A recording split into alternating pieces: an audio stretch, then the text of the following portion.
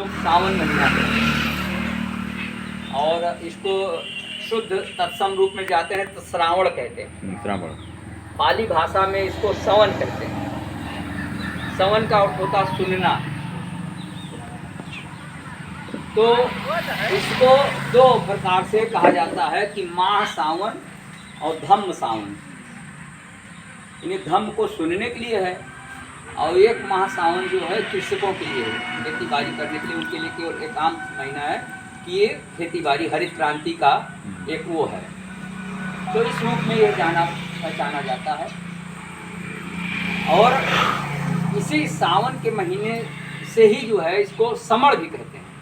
सम और बराबर करने वाला, बराबर करने वाला ही समण होता है।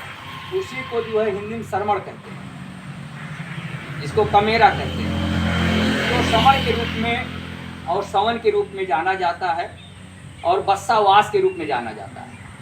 बस्सावास का ये जो है महीना है चल रहा। और सबसे महत्वपूर्ण क्या है कि जो सम्राट अजातशत्रु थे उन्होंने इसी पूर्णिमा से सप्तपर्णी गुफा यहाँ पर उन्होंने अरहत उपालि के संगायन में धम्म संगीत की शुरुआत कराई थी।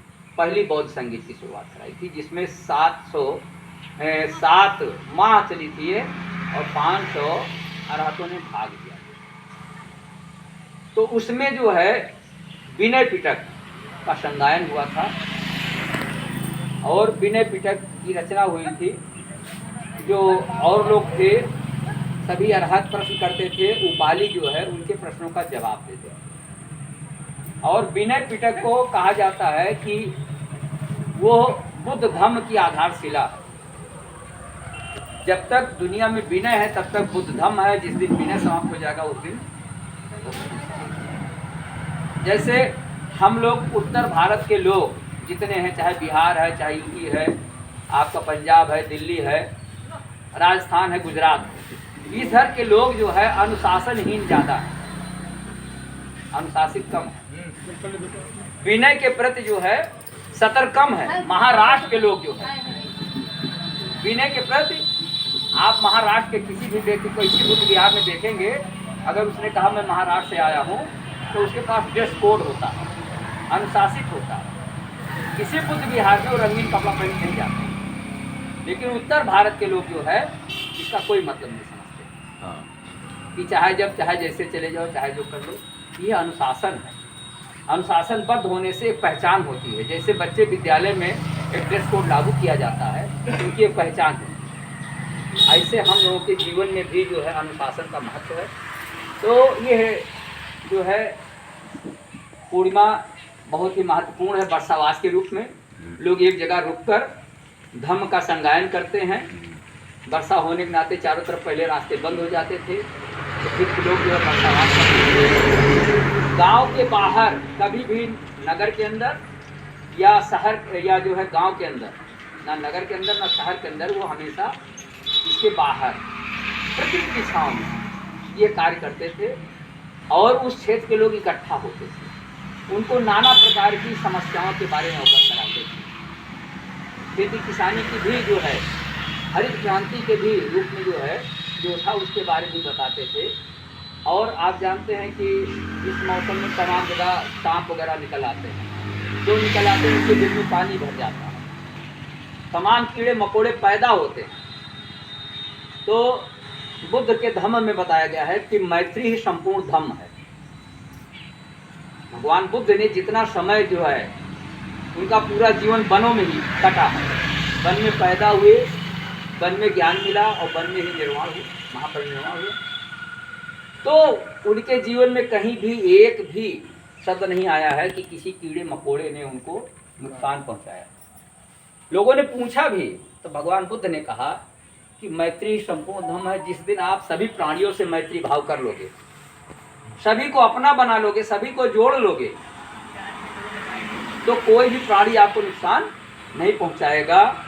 एक तो जाकर कथा में बात आती है कि एक बार एक बालक जो है जंगल में जा रहा था, तो शेर का बच्चा जो है उसके पैर में बहुत ही नुकीला कांटा घुस गया था। उस बच्चे ने उस शेर के से कांटा निकाला, उसकी दवा किया, पाला पोसा, फिर उसके बाद जब ठीक हो गया छोड़ दिया।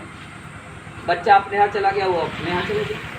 एक बार कोई घटना घटी तो बच्चे को राजा ने जो है कैदी बना दिया और बच्चे ने अच्छा काम किया था, लेकिन मनवादी व्यवस्था के लोगों ने कहा, लेकिन पूरा विस्तार से बताएं, बहुत लंबी कहानी है, कि इसने रानी को पहले क्या होता था कि जंगलों में देवियाँ होती थी और रानी राजकुमारी जो है डोला में जाया करती थी, उनके साथ महिला पुरुष सैनिक होते थे। तो वो जा रहे थे तो वहाँ पर वो जो है मंदिर में एक काम और होता था, मुंडन का काम होता था। नाई समाज के लोग मंदिरों में जाते थे मुंडन करने के लिए, अस्त्रा लेकर। जब वो लेकर जा रहे थे तभी शेर आ गया। तो जितने सैनिक थे वो राजकुमारी को छोड़कर सब भाग गए। वो लड़का अकेला था और उस लड़के को जब शेर ने देखा तो दुम हिलाने लगा। क्यों? क्योंकि वो वही शेर था जिसको उसने बचाया था। और वो चले गए। उसके बाद फिर ये आए, ये जितने थे उनके मतलब सैनिक मनवादी व्यवस्था के, उन्होंने राजा से आके उल्टी शिकायत किया। राजकुमारी ने कहा कि हमारा राज जो है ये मनवादी व्यवस्था का राज है, यहाँ आप जैसे अच्छे लोगों की कदर नहीं है। तो जब आए तो उन्होंने राजा से शिकायत किया कि हुजूर, इस व्यक्ति ने जो है राजकुमारी को हाथ लगाया है, राजकुमारी को छूने का काम किया है, राजकुमारी के साथ जो आप व्यवहार किया है, ये नहीं बताया कि उसकी जान बचाया है। ये किसी ने कहा, उसकी शिकायत किया। तो राजा ने मंत्री से पूछा, मंत्री ब्राह्मण था, उसने कहा इसको मृत्यु दंड दे दिया जाए। तो मृत्यु दंड ये होता था शेर के सामने छोड़ दिया जाए, फांसी की सजाएं न होकर इस प्रकार होती थी। जब वो वहाँ कटघरे में गया और शेर आया तो शेर वही था जिसको उन्होंने बचाया था। और शेर जब उसका पैर चाटने लगा और उसने पहचान लिया तो राजा ने कहा, ये क्या? तब फिर जो है उस बच्चे को उन्होंने जेल में डाल दिया। रात में राजकुमारी जाती है और कहती है कि आप जैसे अच्छे लोगों की कद्र जो है हमारे राज में नहीं है। और सैनिक उसको जाने नहीं देते हैं जेल में रानी को मिलने के लिए। तो उस रानी ने कहा कि अगर तुम मुझे मिलने नहीं जाने दोगे तो मैं रानी हूँ, मैं शोर मचाऊंगी और कह दूंगी तुम लोग जो हमारा कपड़ा फाड़ रहे थे, मेरे साथ मिसबिहेव कर रहे थे, तुम सब लोग जान से मार दिए जाओ। तब सब सहम गए। तो उस रानी ने उस व्यक्ति को जेल से निकालकर और रात से बाहर भिजवा दिया।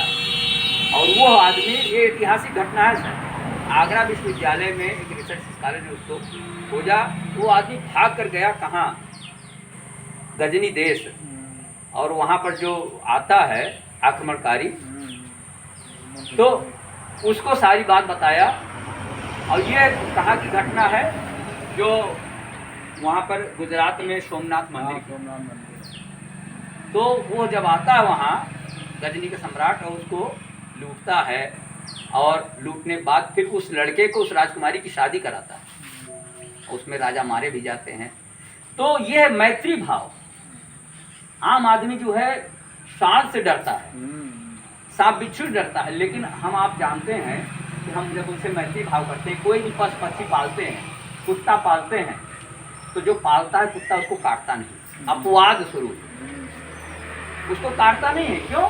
क्योंकि उसके साथ मित्रता हो गई है। इसी प्रकार से अगर हम लोग जो है मैत्री भाव रखते हैं तो वास्तव में जितने जीव हैं वो किसी को काटते नहीं हैं। वो असुरक्षा जब उनके जीवन पर होती है तब वो किसी को अपने को सुरक्षित करने के लिए काटते हैं। ये सांप के ऊपर पैर पड़ गया तो वो काटेगा जरूर, क्योंकि आप जब काट लेगा तो आप पैर हटा लेंगे और वो भाग जाएगा। यही कार्य होता है। बाकी वो